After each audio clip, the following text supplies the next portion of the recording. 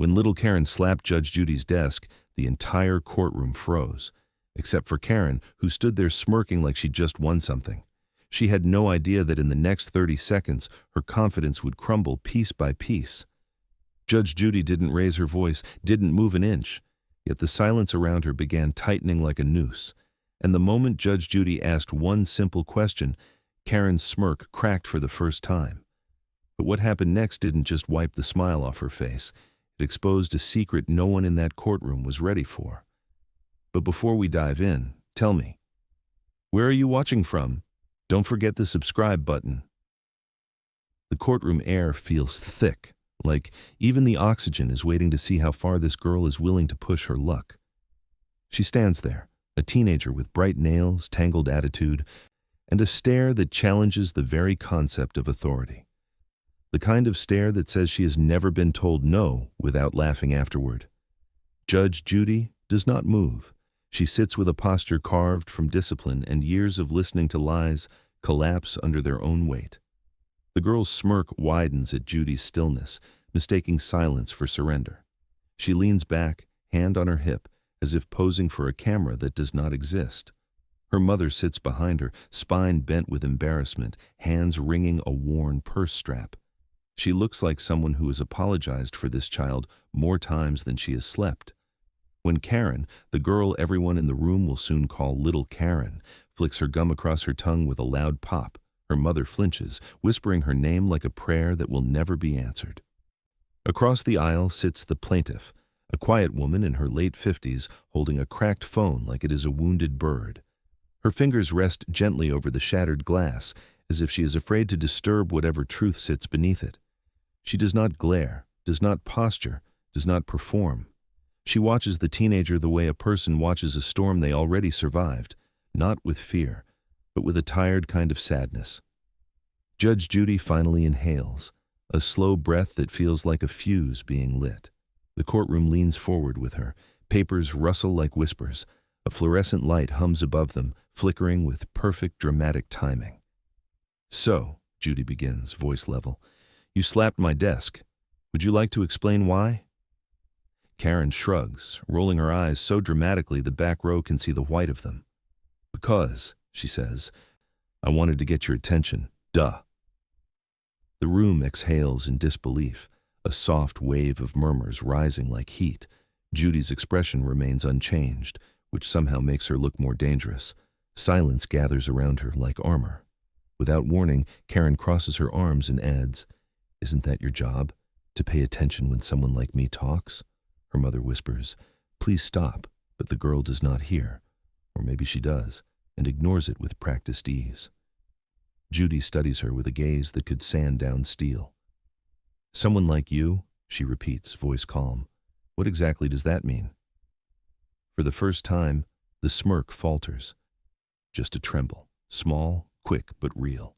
The camera holds on that tremble, because it is the first crack, and cracks always lead somewhere deeper.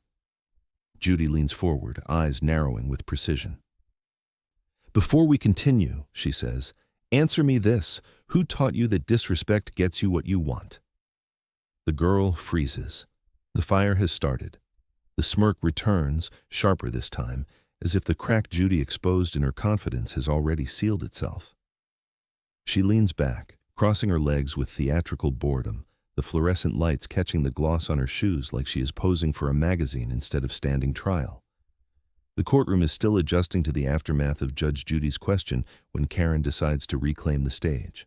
She flips her hair with a dramatic snap of her wrist, chewing her gum in slow, exaggerated motions. Each pop echoes like a challenge. Her mother shifts in her seat, eyes darting between her daughter and the judge, silently begging the universe to intervene before things spiral. Judy watches without blinking. Her stillness is unnerving, a deliberate kind of calm that makes every gesture from the teenager feel louder, uglier, more desperate. The plaintiff sits quietly, shoulders hunched, fingers wrapped around the broken phone like it contains her entire side of the truth. Her eyes lower whenever Karen laughs. There is history behind that reaction, the kind of history that leaves people tired in places you cannot see. "Let us begin," Judy says, voice cool. "Explain what happened." Karen does not wait for permission. She cuts off the plaintiff the moment she opens her mouth. "Oh, please," she scoffs. She is being dramatic. Nothing happened. She is just mad because I said the truth. The truth, Judy repeats. Yeah, Karen says, leaning forward, that she spies on people all the time. Ask anyone. She looks out her window like it is her job or something. A ripple of murmurs spreads across the courtroom. The plaintiff's hands tremble slightly, but she stays silent. Judy notices. Her eyes always notice. Karen continues, words quick and reckless. And about her phone? Who even cares? She dropped it. Not my fault. People should hold on to their stuff better. Her mother closes her eyes, deflating in her chair. Judy tilts her head, studying the teenager. "You are suggesting," she says slowly, "that this woman fabricated everything?" "Obviously," Karen snaps. "People like her always want attention. It is pathetic." The plaintiff flinches.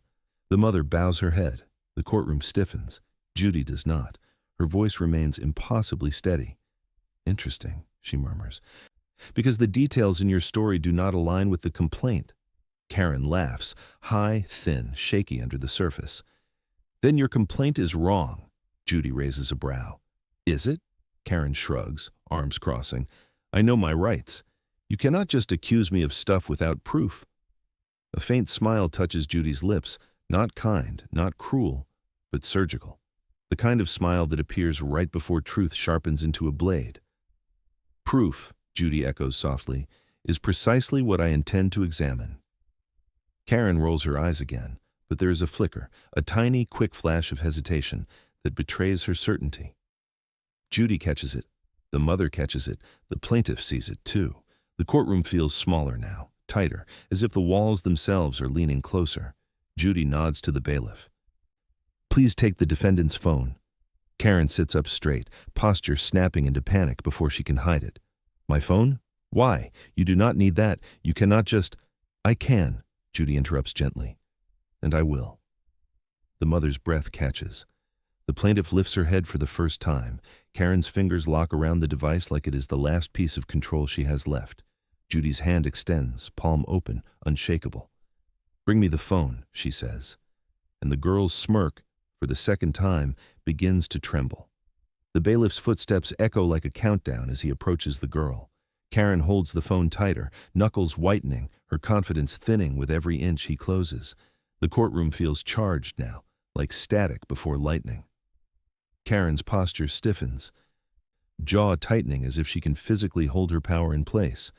But the bailiff's shadow falls over her, and shadows do what they always do. They reveal what light tried to hide. "Give him the phone," Judy says, voice low but immovable. Karen hesitates just long enough to betray fear. Then she shoves the phone forward with a theatrical scoff. "Fine, take it. Not like there's anything on there anyway." Her mother exhales, shakily. Not relief, just the exhausted collapse of a hope that no longer fits. The phone looks ordinary at first glance, cracked screen, neon case, a small charm dangling from the corner. But when the bailiff places it in Judy's hand, something shifts. The light hits it in a way that makes the crack across the glass glisten like a fractured truth. Judy taps the side button. The screen flashes awake, flooded with notifications, messages, alerts, timestamps that do not match the girl's earlier claims. The room leans forward collectively, held by invisible thread. Karen blurts, "You cannot go through my stuff!" Judy looks up with the slow calm of someone who has heard the same protest from 100 guilty mouths. "I am not interested in your private life," she says. "I am interested in this case." Karen scoffs again, but it sounds thinner now. There is no case. She dropped her phone and now she wants someone to blame. The plaintiff folds her hands in her lap, eyes down, breath trembling. She has not spoken because she does not need to. The truth is speaking for her now. Judy scrolls, stops, scrolls back. Her eyes narrow with surgical clarity. The camera angle shifts, catching what Judy sees, an app open in the background, bright red waveform, the unmistakable icon of a recording file still running. Karen freezes.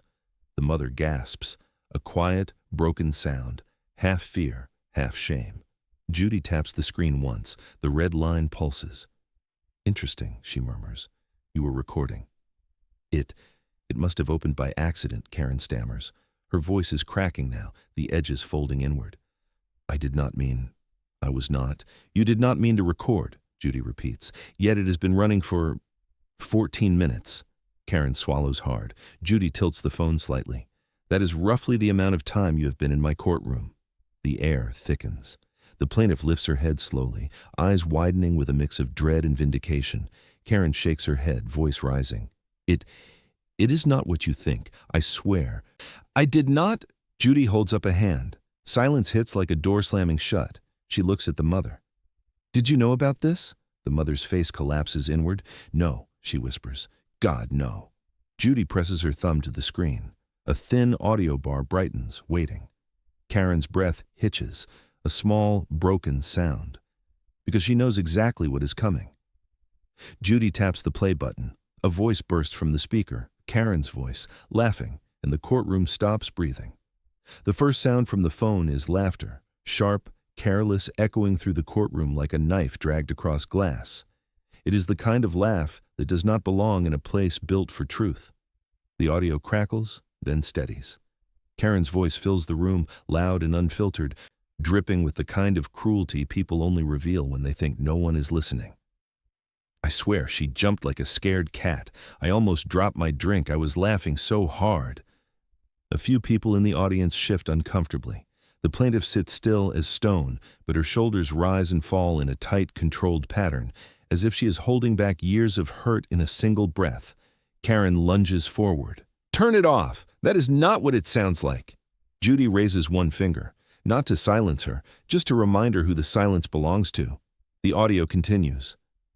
No, seriously, I kicked her stupid planner on purpose, and when she came outside like, what happened? I told her I saw a raccoon. I swear she is so dumb.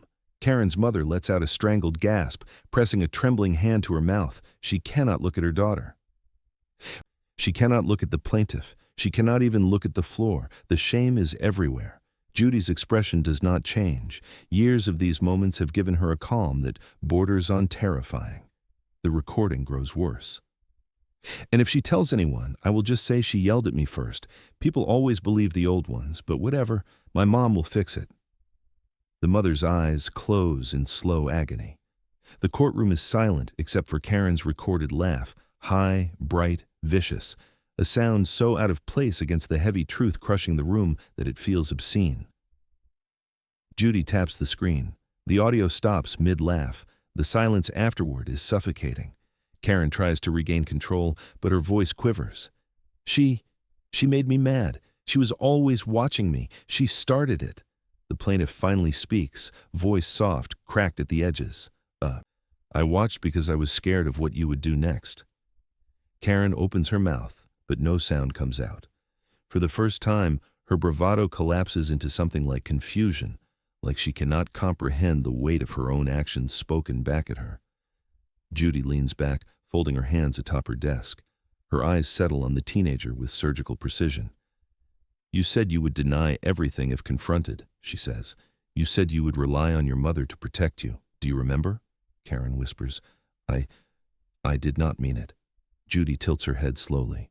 Words spoken in confidence often reveal the truth more than words spoken in fear. Karen looks at her mother as if seeking rescue.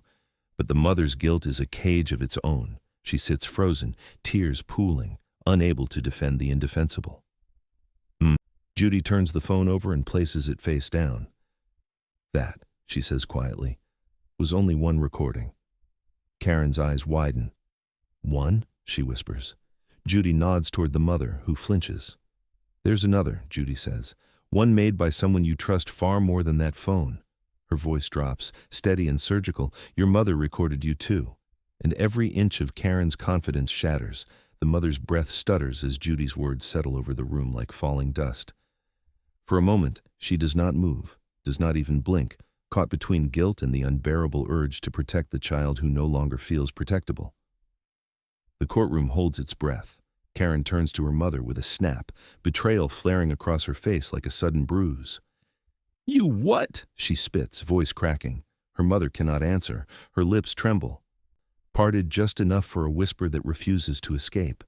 Her hands clutch her purse like a life preserver, knuckles white as bone. She has feared this moment, not the consequences, not the exposure, but the moment her daughter would look at her with hatred instead of trust. Judy watches quietly, her gaze steady but not cruel. She knows the look on the mother's face. She has seen it countless times, the look of someone realizing that protecting a child's ego has only nurtured their destruction. I only recorded because, the mother finally breathes, voice small, because you were screaming at me. I wanted proof, in case things got worse. Karen recoils as if struck. You recorded me? You are literally the worst mother alive. Her voice echoes through the courtroom, too loud, too sharp, anger trying to hide fear. The mother flinches, tears spill over, tracking down her cheeks in uneven lines. I wanted to help you, she whispers. You were out of control. Judy's fingers tap once on the desk, a signal for silence that does not need volume. Play it, she instructs. The mother hesitates, but the bailiff gently takes the phone she pulls from her purse. It is older, worn around the edges, the kind of phone mothers keep until it physically stops breathing. The bailiff connects it to the speaker. A soft click, a shuffling sound, and then her daughter's voice again, but different this time. Raw, unfiltered, a mix of rage and panic. I do not care. She's not going to win. She thinks because she is old, people will feel sorry for her. Watch me make her cry in court tomorrow. She deserves it. The mother shuts her eyes, devastated. On the recording, her own fearful voice trembles. Sweetheart, please, this is not right. You cannot threaten people. You could get in serious trouble. Karen's recorded voice erupts, an explosion of emotion. Then lie for me. You are my mother. You are supposed to take my side, not everybody else's. The plaintiff's shoulders shake, not from fear, but from the weight of hearing a truth she always suspected. The real-time Karen slumps, eyes darting wildly as if searching for an escape route in the air itself. The rage drains from her posture, replaced by something smaller, more fragile. The mother wipes her cheeks, her voice trembling through the courtroom. I did not come here to betray her. I came because I realized, if I keep covering for her, she will never stop hurting people. She will never learn. Karen's breathing turns ragged. You are ruining my life, she whispers. Her mother shakes her head gently. No, I'm trying to save it. Judy lets the silence linger, long enough for the truth to settle, not long enough to let guilt drown anyone. Then she leans forward, her eyes sharpen like a blade poised above arrogance. Karen, she says softly, your mother did not betray you. She witnessed you betray yourself. The teen's face crumples, not in remorse, not yet, but in the terrifying realization that her lies no longer have anywhere to hide. Karen slams her hands on the desk, eyes blazing through tears. You cannot prove anything, she screams, just as Judy rises slowly from her chair. Karen's scream still trembles in the air when Judy stands, slowly, deliberately, like a storm rising from a calm sea. Every eye in the courtroom lifts with her, tension tightening the room like a pulled thread ready to snap. Judy's chair settles back with a soft thud, the only sound brave enough to move in the silence that follows Karen's outburst. The teenager's chest heaves, eyes bright with the frantic shine of someone who has finally realized the performance is over, and the audience has stopped applauding. You cannot prove anything, she repeats, but the words fall weaker now, dissolving into the heavy stillness that surrounds her. Judy steps forward, hands clasped behind her back. She does not need volume. She does not need threat. Her presence does all the speaking for her. Miss, she says slowly, every time you open your mouth, you reveal more than this courtroom could ever hope to uncover. Karen stiffens. Her fingers curl inward, gripping the edge of the defendant's stand as if she could anchor herself there before she is swept away by her own unraveling. Her mother leans forward, whispering, Baby, stop. Please stop. But Karen jerks away from her voice like it burns. Judy shifts her attention to the plaintiff, who sits small but steady, as if bracing against memories too heavy for her frame. Then Judy looks back at Karen. You think volume is strength, she says. You think defiance is intelligence, and you believe, mistakenly, that arrogance will shield you from consequence. Karen wipes quickly at her cheek, pretending it is not a tear. The courtroom watches her break in real time.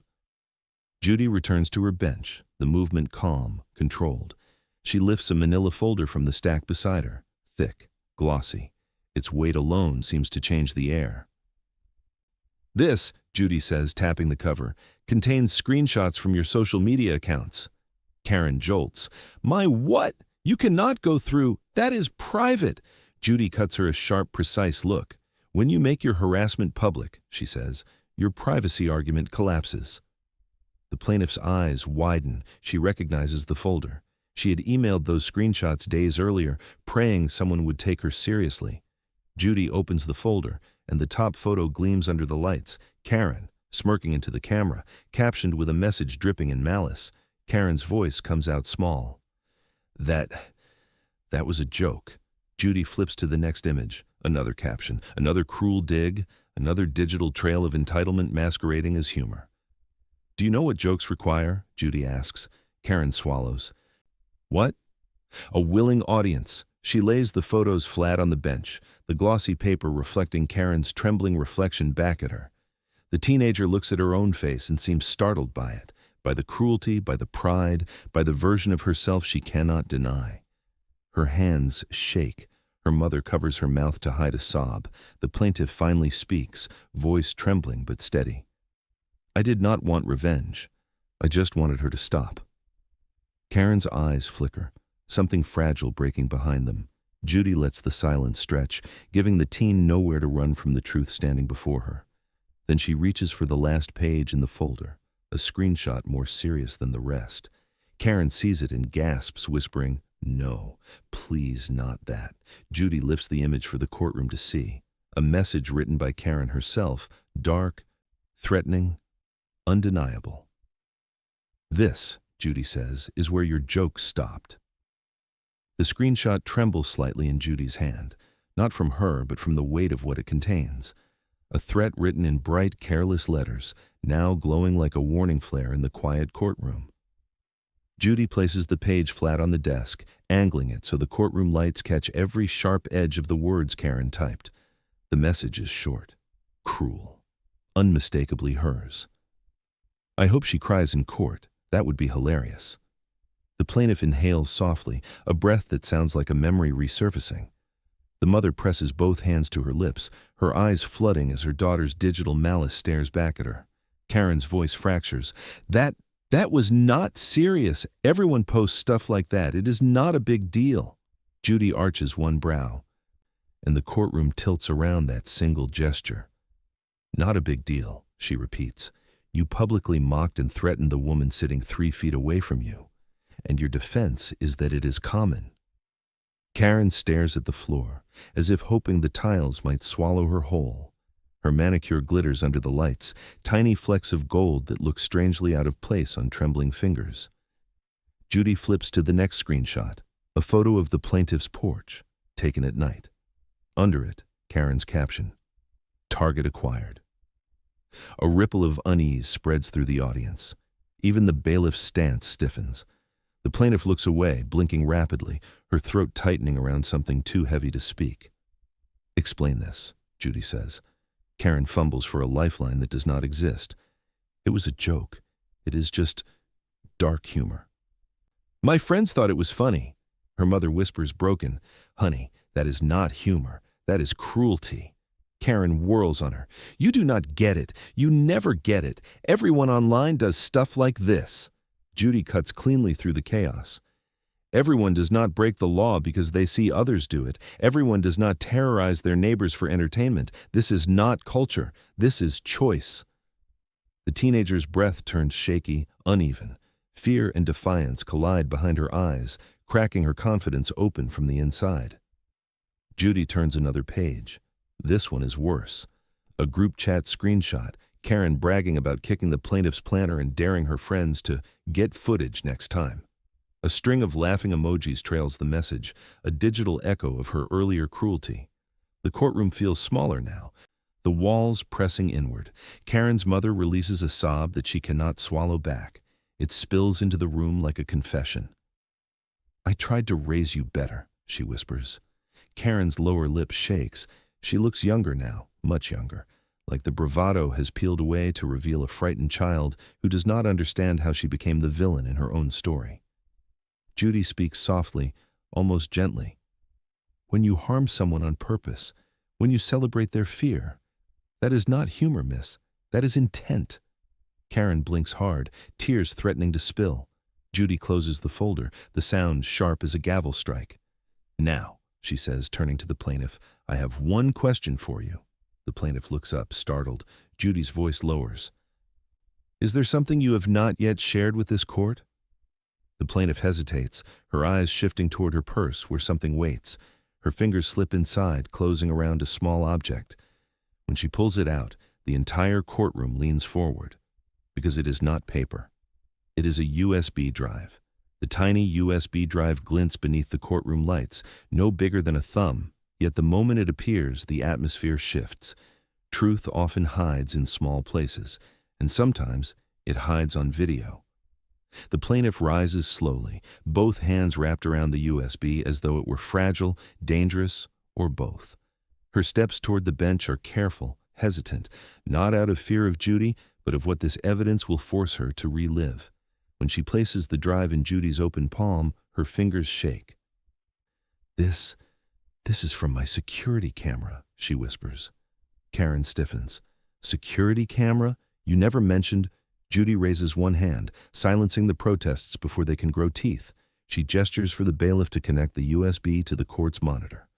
The screen at the front of the room flickers to life, blank and waiting. The mother sinks deeper into her seat as if bracing for impact. The footage begins with a quiet crackle. A dimly lit view of the plaintiff's front porch flickers into focus, grainy but clear enough. The timestamp sits in the corner like a silent witness. Everyone watches. The camera captures the stillness of night, a chair, a planter, a small doormat with faded flowers, ordinary, peaceful, until a figure enters the frame. Karen. Even through the distortion, her posture is unmistakable. Shoulders squared, chin lifted, arrogance radiating like a neon sign. The room goes stone-cold silent. Video Karen kicks the planter hard, sending dirt scattering across the porch. The plaintiff in real time flinches, fingers curling into her palms. Then, on screen, the plaintiff's front door opens just an inch, enough for her elderly voice to drift out. Karen mimics the voice cruelly, mocking her tone as she kicks the planter again. The courtroom reacts, a ripple of gasps, embarrassment, disgust. Karen's real-time face crumples, horror seeping into her expression like ink through paper. But the footage is not done. The screen flickers, and a second figure appears, hovering behind Karen, partially obscured by the porch column. Taller, older, tense, the mother. A soft, collective inhale sweeps through the courtroom. On screen, the mother stands frozen. Hands gripping her coat, lips pressed tight as Karen laughs and threatens to get her back tomorrow if she tells anyone. She does nothing. She says nothing. She turns away first. The footage ends with Karen tossing something, small and sharp, toward the plaintiff's window before walking off the porch, victorious in her cruelty. Silence falls like a heavy curtain. Real-time Karen stares at the floor, tears streaming down her cheeks. Her mother covers her face, shoulders shaking in silent sobs. The plaintiff wipes a single tear of her own, but her gaze is steady. Raw truth, finely spoken in the only language Karen seems to understand. Evidence. Judy exhales, long and heavy, the kind of breath judges take when the truth cuts deeper than the law ever could. She addresses Karen, voice low. You were not alone that night. Karen's breath catches. I do not, but Judy is not looking at her anymore. Her eyes shift to the mother. You watched, Judy says. You let it happen. The mother collapses inward, unable to lift her head. The courtroom buzzes with disbelief, judgment, shock. Karen whimpers, please, please stop, but her voice is lost in the weight of the truth that just detonated. Judy leans forward, eyes narrowing at the blurred figure behind Karen in the footage. There is someone else in that video, she says softly, and I want to know exactly why they were there. The screen freezes on the dark silhouette lingering behind Karen, half hidden by the porch column, featureless, uncanny. It is the kind of shadow that suggests intention, not accident. The courtroom feels colder now, as though the truth has opened a door no one was prepared to walk through. The blurred figure stands motionless on the monitor, tall enough to dwarf Karen, still enough to seem deliberate. Judy leans forward, elbows on the bench, her gaze sharpening like a lens tightening its focus. "Freeze the frame," she instructs. The bailiff taps a key. The shadow becomes clearer, though still faceless, just a shape defined by its stillness, a silent spectator to the cruelty unfolding on the porch. Karen stares at the image as if looking at a ghost. Her breath quickens, her fingers twitch against her thighs. "I told you," she whispers, voice shaky. "I was alone." But her mother knows better. She closes her eyes as if hiding from the truth might erase it. Judy turns her head toward her. "You are not alone in that footage," she says. "We see you. But we also see someone else." Her voice lowers. "Who were you with?" The mother's lips part, but no words emerge. She presses a trembling hand to her forehead, shoulders rounding with the weight of unspoken things. Karen shakes her head violently. "There was no one else." Her voice breaks in the middle of the lie. Judy taps the screen with one long finger. "Then, explain this." The bailiff zooms the frame slowly. The figure's outline sharpens, arms crossed, shoulders broad, clothes dark. The posture is not passive, it is observant, waiting. A murmur ripples through the room. The plaintiff stiffens, clutching the tissue in her hand, her knuckles turning white. Judy narrows her eyes. "This person," she says, "watched you harass your neighbor, watched you vandalize her property, watched you throw something at her window." A pause. Deadly. Precise. "And they did absolutely nothing." Karen's voice cracks. "I swear, I do not know who that is." But her mother suddenly opens her eyes, wide, startled, afraid, and that reaction speaks louder than any confession ever could. Judy notices instantly. "Mrs. Carter," she says quietly, "you do." The mother's breath stutters. She shakes her head, but the denial is weak, paper thin, already tearing. She begins. "I thought, maybe, it would not show up. It was dark. I hoped that you would not have to explain it," Judy finishes. The mother's tears spill over again. "Yes." The audience falls silent. Even the hum of the old courtroom lights seems to fade. Karen stares at her mother, betrayal widening her eyes. "Mom, who was there? Why did you not tell me?" Her mother swallows hard. Her voice is barely audible. "I could not. I did not want you to know." Judy leans back, hands steepled. "And yet," she says, "the truth always finds its way to the surface." The plaintiff watches, heart pounding. She has sensed the presence of something else in this case, something unspoken. Now she sees it emerging like a bruise beneath skin. Judy nods toward the frozen shadow again. That is not a stranger. It is someone familiar, someone who had a reason to be there. The mother begins to tremble. Judy lowers her voice to a razor's edge. "Mrs. Carter, were you the only parent there that night?" And the mother's silence becomes the loudest answer yet. "Do you think remorse should ever erase guilt, or does justice demand accountability no matter what?" The mother's silence stretches across the courtroom like a cracking fault line. Tense, dangerous, moments from splitting open. She sits frozen, trembling, as the shadow on the monitor waits for her to speak its name. Judy lets the silence breathe just long enough for truth to grow heavy. The mother, Mrs. Carter, clutches the edge of her purse like a ledge she's slipping from. Her breaths come shallow and uneven, each one carrying the weight of a choice she has avoided for weeks, maybe months. Karen watches her with wide, haunted eyes. "Mom, what is she talking about? Who was there with you?" Mrs. Carter finally looks up, and her face says everything her voice cannot. Shame, fear, regret carved into every trembling line. Her first attempt at speech comes as a whisper. "I didn't mean for it to happen." Judy's gaze sharpens. "Tell this court exactly who stood behind your daughter while she damaged her neighbor's property." The mother's hands shake harder. She squeezes her eyes shut, as if seeing the truth inside her own mind hurts more than speaking it aloud. "It was my brother," she finally chokes. "Her uncle." A gasping murmur ripples through the courtroom.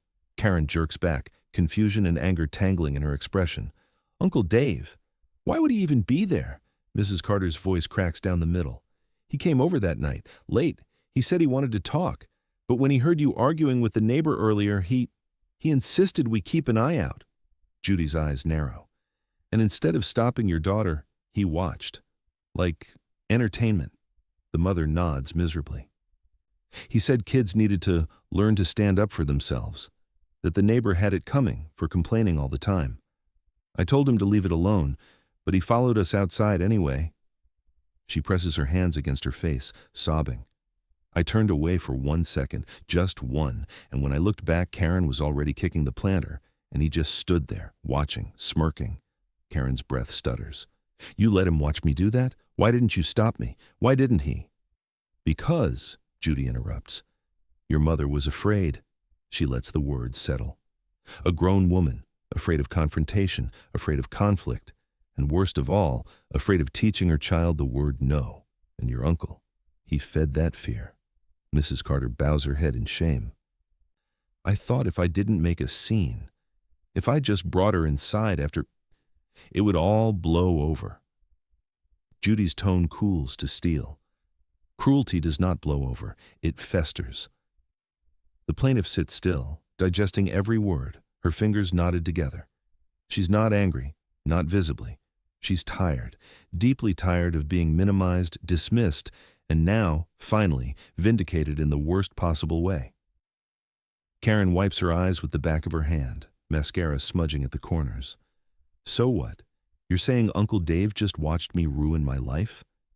No, Judy says evenly. He watched you hurt someone. You are the one harming your own future. The teen shrinks, swallowing the truth. Judy turns to the plaintiff. I must ask, she says gently. Do you want the mother held accountable as well? The plaintiff inhales, slow and steady. The courtroom leans toward her, waiting. She opens her mouth, but before she can speak, the courtroom door creaks open. Someone steps inside. Tall, familiar. A silhouette that matches the shadow in the footage. Uncle Dave has arrived. The tall figure pauses in the doorway, backlit by the hallway lights, an echo of the very shadow frozen on the courtroom monitor. The tension hits like a cold wind. Even the bailiff straightens, ready for whatever storm just walked in. Uncle Dave steps fully into the room, his boots thudding against the floor with a confidence that feels misplaced, especially now when the truth has already stripped the room bare. He scans the faces, jaw tight, eyes darting from Judy to Karen to his sister, who looks as though her ribs might collapse inward. Karen stiffens. Uncle Dave? Why are you here? He ignores her. His gaze locks on Judy instead, posture squared, chin raised in a display of bravado that feels far too familiar, like arrogance runs in the bloodstream of this family. I hear my name came up, he says, voice low and unbothered. Thought I should see what's being said.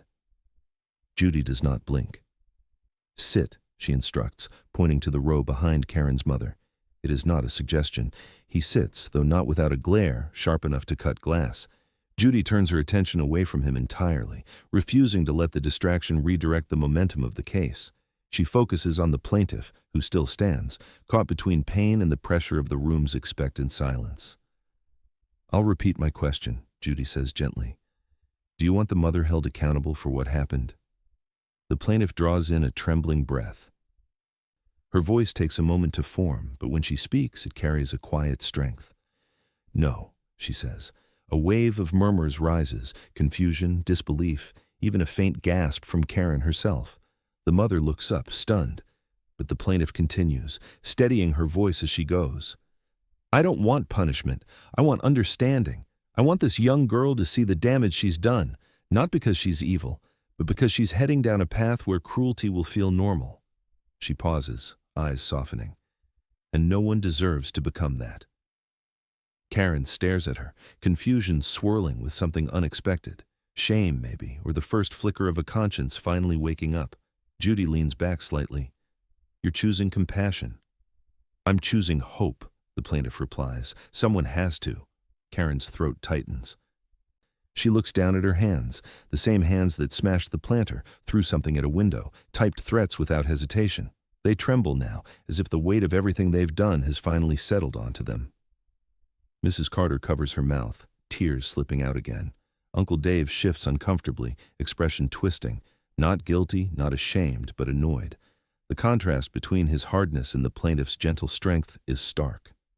Judy studies the plaintiff for several silent seconds, admiration flickering behind her eyes. Then she turns her gaze to Karen, a gaze that cuts through bravado like sunlight through fog. "Do you understand what this woman just did for you?" she asks. Karen nods weakly, unable to form words. "And do you realize," Judy continues, "that mercy does not erase accountability? It simply gives you room to grow?" Karen finally whispers, "I'm sorry." Not to Judy, not to her mother, but to the plaintiff. It's soft, fragile, real. For the first time, the courtroom breathes.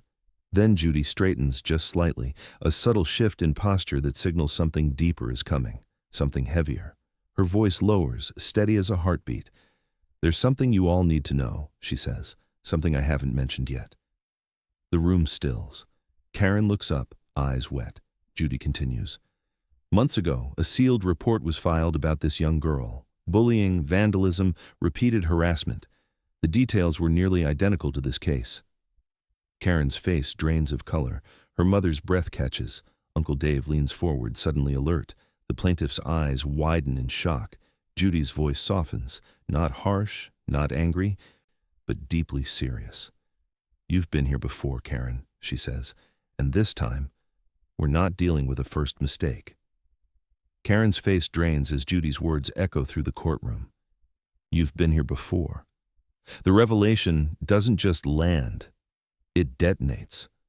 The silence that follows feels different from all the others, heavier, colder, almost clinical in its precision. It's the kind of silence that exposes, not hides, the kind that forces everyone to look inward and confront what they've refused to see. Karen swallows hard, her breath shuddering. I don't understand," she whispers, though a part of her clearly does. The flicker behind her eyes says she remembers, or has tried very hard not to. Mrs. Carter clasps her hands together as if bracing for impact. "Judge, please," she murmurs. "That report was sealed." Judy nods once. "It was. And still is to the public. But this court is permitted to consider behavioral history when the pattern aligns." Uncle Dave shifts, scoffing under his breath. "Kids fight. Kids get in trouble. Doesn't mean anything." Judy barely turns her head as she replies. "When getting in trouble becomes a cycle," she says coolly, "it means everything." She returns her gaze to Karen, who trembles beneath the weight of it. "The previous incident," Judy continues, "involved a classmate, a girl younger than you. You knocked her lunch tray out of her hands, and when she cried, you filmed it. Later, you posted it online." Karen closes her eyes, tears slipping out despite her attempt to hold them back. Her mother whispers, broken, "I thought that was over. I thought the school handled it." Judy's voice softens. But the softness is not comfort, it is gravity. The school recommended intervention, counseling, restorative sessions. A beat. You attended none of them.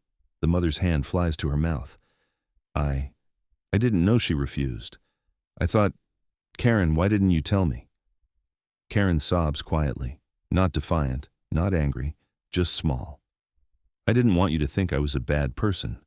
Judy leans forward, tapping the bench lightly with one finger, a gesture that seems to ground the moment.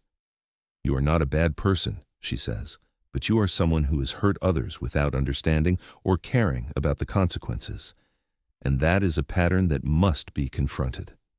The plaintiff watches silently, her empathy gently threading through her exhaustion.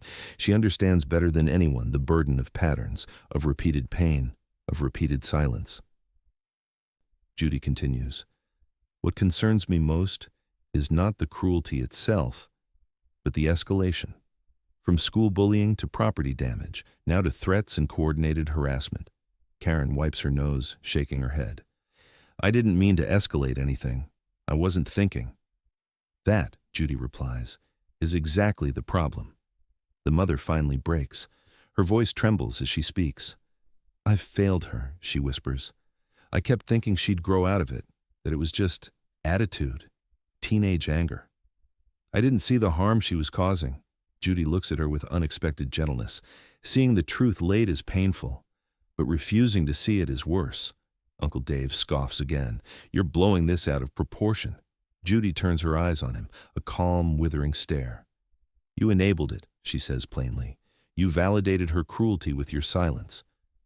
Children imitate what they admire or what they fear. He flinches, anger swelling in his jaw, but he doesn't speak again. Karen sniffles, voice breaking. I didn't think I was hurting people. I just didn't want to feel small. The admission lands with a raw, almost painful honesty. The plaintiff's eyes soften. A single tear slips down her cheek, not out of hurt, but out of understanding. Judy breathes in slowly, her expression shifting into something that is neither judgment nor pity, something closer to truth. Karen, she says, you are not small because of who you are. You feel small because of what you refuse to face. Karen's shoulders collapse inward. Judy lets the silence settle, firm and final. Then she asks the one question that cuts deeper than any evidence so far. Why do you hurt people when you feel powerless? Karen's breath catches. Her mouth opens, but no words come out. Her voice fails her. Her composure shatters, and Judy leans in, eyes sharp. Because until you answer that, she says, you cannot change. Karen's mouth opens, but the words fail, not because she's lying, but because, for the first time today, the truth is too heavy to lift. The silence is suffocating, heavy. It presses against the walls, against the benches, against the teenager hunched in the center of it all. Karen's chest rises and falls in uneven tremors, her hands fisted so tightly her knuckles pale. The bravado that once filled her like armor is gone, melted, shattered, stripped away one truth at a time. Judy waits, not impatiently, not aggressively, just waits. The kind of waiting that makes running impossible, the kind that makes lying pointless. Karen finally inhales, a jagged breath. I didn't mean to hurt anyone, she whispers, almost inaudible. I just didn't want to be ignored. Her mother's head lifts slowly, pain etched into every line of her face. Uncle Dave shifts, discomfort twisting his posture. The plaintiff leans forward ever so slightly, the way someone leans toward a breaking branch, softly, carefully. Karen's voice shakes. At school, nobody sees me. I'm just there. Not smart enough, not funny enough, not anything enough. Her eyes glisten, but she keeps talking, as if the dam has finally cracked. And online it's worse. I try to post stuff, but it gets nothing. I'm invisible, always invisible. Judy's expression softens. But only slightly, compassion balanced by consequence. So you chose visibility through cruelty? She asks. Karen nods once, ashamed. When I started posting the jokes, the videos, people laughed. They liked them. They shared them. I felt real. She wipes her eyes with her sleeve. I felt powerful. The mother begins to cry again, quiet, trembling sobs, not defensive ones, not guilt-ridden ones, the kind that come from finally seeing the hurt you missed in someone you love. Karen continues, voice cracking open. It wasn't about her, she says, gesturing weakly toward the plaintiff. It wasn't even about the little girl at school. I wanted someone to look at me, to see me, to think I mattered. And hurting someone made you feel visible, Judy says softly. Karen nods again, small and ashamed. I know it's stupid. I know it's awful. I know it's wrong. But every time people laughed or commented or messaged me, I felt less like nothing. Her voice breaks completely. And once you start, it's like you can't stop, because stopping feels like disappearing again. The plaintiff covers her mouth, tears slipping out, empathy, not fear. In that moment, she sees the teenager not as a monster, but as a frightened child who learned the wrong lessons from the wrong sources. Mrs. Carter reaches forward, voice trembling. Why didn't you tell me? Why didn't you say you felt that way? Karen's answer is a whisper of devastation. Because you liked me more when I was loud. The words hit like a slap. Mrs. Carter recoils, hand over her heart, face crumbling. That isn't true, she breathes. It felt true, Karen croaks. Everyone stuck up for me when I acted tough. You, Uncle Dave, my friends. Nobody ever cared when I was quiet. Nobody noticed. Even Uncle Dave shifts in his seat, shame flickering beneath his stubborn exterior. His influence, once a source of swagger, is now laid bare as fuel for a child's spiraling need for validation. Judy listens in complete stillness. Then she speaks, low, steady, cutting in a different way than before. Feeling invisible is not an excuse to make others disappear under your cruelty, but it is a reason to understand how you arrived here. Karen sobs into her palms. You asked me earlier why you hurt people, Judy continues. The answer is simple. Because hurting others made you feel bigger than your pain. Karen nods, broken. The courtroom breathes as one. No anger, no outrage, just the heavy ache of understanding. Judy leans forward, her eyes holding the girls with fierce clarity. What you do with that understanding, she says, will define the rest of your life. Karen lifts her tear-soaked face, unsure, unsteady. Judy's voice drops into a tone that signals something difficult is coming. Because what I'm about to say next, she warns, will be the hardest thing you'll hear today. Karen's tears cling to her eyelashes, trembling, waiting, because even she feels the shift in the room. Judy's tone is no longer sharp, it's quieter, heavier, like she's setting down a verdict made of truth rather than punishment. Judy rests her hands on the bench, not in authority, but in intention. The courtroom leans in, sensing the change. The storm has passed, but the air still hums with electricity. This is the moment after lightning, where everything becomes clearer than anyone wants it to be. Karen, Judy begins softly, what you've done is not a minor mistake. It isn't teenage mischief. It is deliberate harm. It is cruelty with intention. She pauses, letting that land, not as a blow, but as a boundary. Karen sniffles, wiping her face with the sleeve of her hoodie. Her cheeks are flushed from crying, her confidence stripped away, leaving only the shivering truth underneath. But, Judy continues, accountability is not cruelty. Her voice warms, not lenient, not forgiving, but human. It is responsibility. It is consequence. It is the first step toward becoming someone you can respect. Karen's lip trembles as she nods, small, shaky. The plaintiff watches with gentle caution, as though afraid one wrong move might shatter the fragile realization blooming in the girl's heart. Mrs. Carter sits forward, clutching a tissue, eyes red, but finally seeing her daughter with painful clarity. Even Uncle Dave, arms crossed, jaw tight, seems to recognize the depth of what's unfolding. Judy straightens a single sheet of paper before speaking again. There will be restitution, she says. You will pay for the damages you caused to this woman's property. Karen nods again, swallowing hard. You will also attend counseling, mandatory sessions, to address the root cause of these behaviors, not once, not twice, for as long as the counselor deems necessary. Karen's breath stutters, but she nods. And your social media access, Judy adds, will be restricted. You will not use it, not to post, not to comment, until a licensed counselor certifies that you are capable of using it responsibly. A soft gasp murmurs through the courtroom. Karen bites her lip, overwhelmed but listening. She meets Judy's eyes timidly.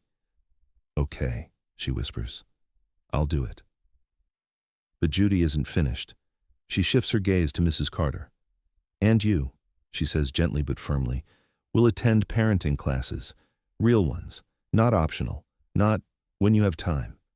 You will learn how to set boundaries, how to enforce them, and how to protect your daughter by guiding her, not shielding her. Mrs. Carter sobs quietly, nodding. I will, she says through tears. I promise. Judy's gaze moves briefly to Uncle Dave, sharp enough to slice through his hardened mask. You will stay out of matters involving this child, unless your involvement is healthy, constructive, and supervised. If not, you will be removed from her life entirely. For the first time, Uncle Dave's bravado falters. He nods once stiffly. Understood. The plaintiff's lips part, as if to speak, but Judy gestures gently for her to wait. Karen, she says, returning her focus to the trembling teenager, this isn't punishment, not truly. Punishment is reactive, accountability is corrective. It gives you a chance to choose who you become. Karen's eyes fill again, not with fear this time, but with something more fragile, more complicated. Hope, or maybe the shape of it. Judy leans forward, elbows resting on the bench. You do not get to walk away from this unchanged, she says, but if you walk away wiser, kinder, then this moment becomes something powerful. Karen's chest rises in a shuddering breath. I want to be better, she whispers. I really do. Judy studies her, then nods. Good, because becoming better starts with truth, and you've finally faced yours. The courtroom settles into a deep reflective silence. Then Judy lifts her gavel, not to strike, not yet. But there is, she says softly. One more thing you need to hear before I rule.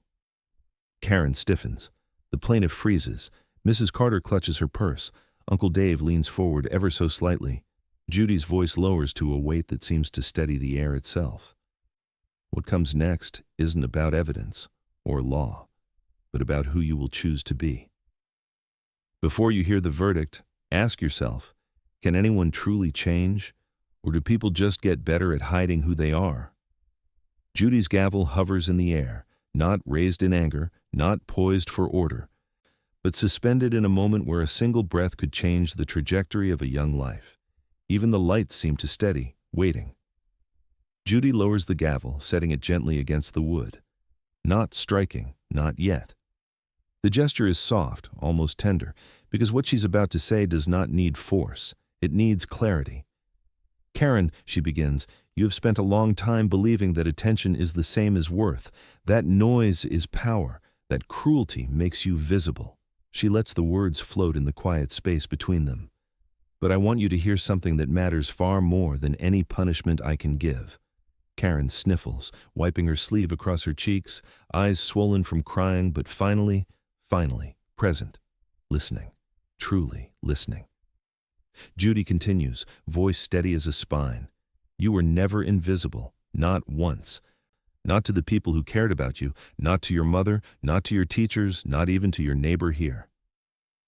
She nods toward the plaintiff, who folds her hands gently in her lap, watching the teen with a soft, open expression. Karen glances toward her, shame and gratitude tangled in her gaze. Judy presses on. But when you hide behind cruelty, you make yourself disappear. You become a mask, not a person, and masks are easy to dislike, easy to punish, easy to fear. A single tear slips down Karen's cheek, the quiet kind, the kind that means something real has landed. Your worth, Judy says, comes from who you choose to be when no one is watching. That is character. That is identity. That is what makes you seen. Mrs. Carter sobs softly into a crumpled tissue, her eyes red but hopeful. Uncle Dave sits uncomfortably still. As if Judy's words leave no room for his casual bravado, Judy turns to him briefly.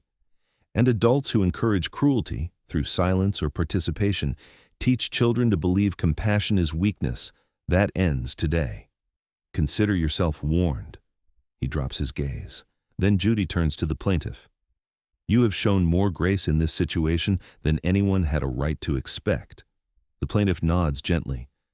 I only wanted it to stop, she says, and I hoped she'd understand. Judy offers her the faintest smile, one of respect. That hope may very well be the reason this young girl still has a chance. Karen bites her lip, emotion trembling in her voice. I'm sorry, she whispers again, louder this time. Not an apology thrown out for show, but a fragile offering, trembling in her hands. The plaintiff studies her, then nods once. Just be better, she says softly. That's all I want.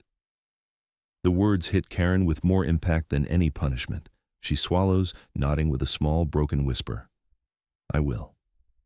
Judy straightens, picking up the gavel again, but gently, as if the act itself carries symbolic weight. Here is my ruling, she says. Restitution for the damages, mandatory counseling, social media restrictions until cleared by a professional, parenting classes for the mother. All of it begins immediately. The mother nods through tears, relief and responsibility settling across her shoulders like the first layer of healing. Karen exhales a shaking breath but doesn't argue, doesn't resist. Something in her posture has changed, shoulders lowered, chin not raised in defiance but leveled in acceptance. Judy looks at her one last time. Justice isn't revenge, she says. It's redirection, and today you've been given a rare gift, a chance to rewrite the path you're on. Don't waste it. Then, Finally, she brings the gavel down. Not harsh, not punishing, final, a single strike. The courtroom exhales with it. Karen turns slowly toward the plaintiff. Their eyes meet, wounded youth and quiet resilience. Something unspoken passes between them. Not forgiveness, not yet, but possibility. The mother wraps an arm around her daughter, a hesitant gesture at first, then firmer as Karen leans into her, exhausted and changed. Even Uncle Dave stands, awkward, chastened, unsure where to put his hands or his pride. The plaintiff rises too, gathering her belongings, relief and compassion lingering in her gentle expression. Judy watches them go, her courtroom clearing like a storm that has finally spent itself, then closes the folder before her. As the door swings shut behind them, she allows herself a single moment of stillness, the kind only truth can create. Because in the end, arrogance collapses, cruelty unravels, and only honesty, raw, uncomfortable, necessary, can build something better in its place. Justice, she knows, isn't the gavel, it's the change.